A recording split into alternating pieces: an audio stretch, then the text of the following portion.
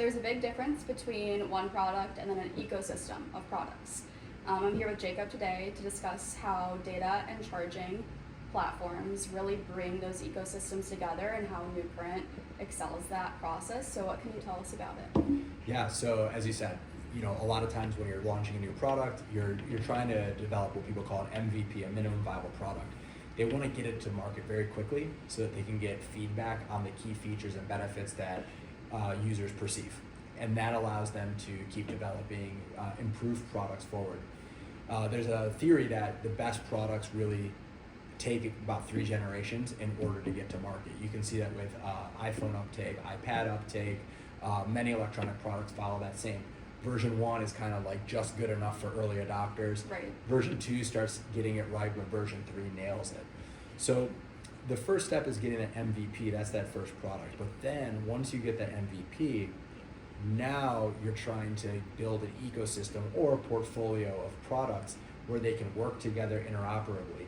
And this starts getting into new questions, not just about features and benefits and user value proposition. Mm-hmm. This starts getting into scalability. Mm-hmm. And that's where the real technology platforms, especially, like we like to talk about wireless charging and data, right. That's where it comes into play most significantly, mm-hmm. because when you start looking across a variety of different products, how they charge together, how they can do device firmware updates, how you can program them and debug them in the factory or in the field, that becomes super important, especially as you go from one product to a whole group of product in a portfolio.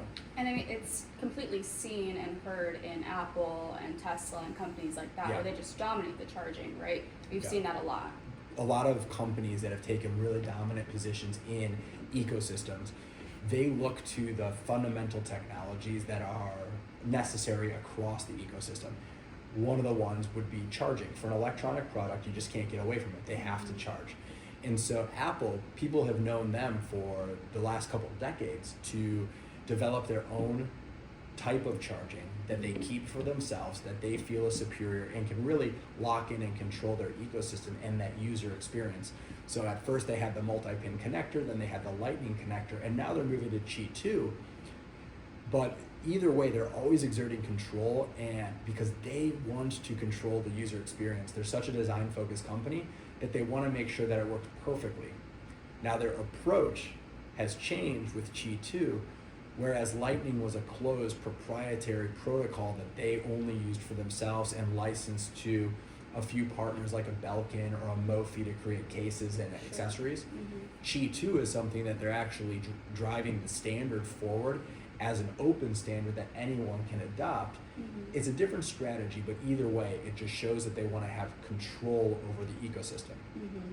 So if we were to talk about like earbuds or, as any ecosystem really, how can companies get one product to scale across multiple different products?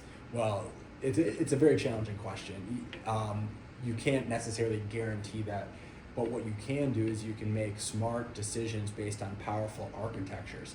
So what that means is you don't want to be squeezing out every last drop of performance on that MVP mm-hmm. in a way that you're not going to be able to make the technology smaller, more efficient, faster charging going forward, because then you're really locking yourself into a platform that doesn't scale and grow with you. Mm-hmm. Instead, if you can take something that's very powerful, very flexible, has tools that work with it, will enable you to design and explore flexibility in other areas of your product, mm-hmm.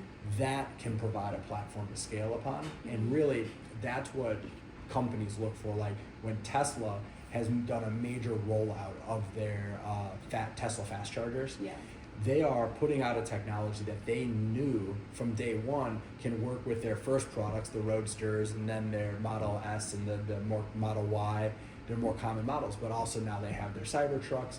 They needed to create an infrastructure that scaled for their products, and they invited other people to join. You can get adapters for your Rivian that work with the Tesla, but they've really put the investment in putting it out there, and that gives them massive competitive advantage. Totally, yeah, no, success totally goes beyond just the first product. Yeah. It's completely beyond the device.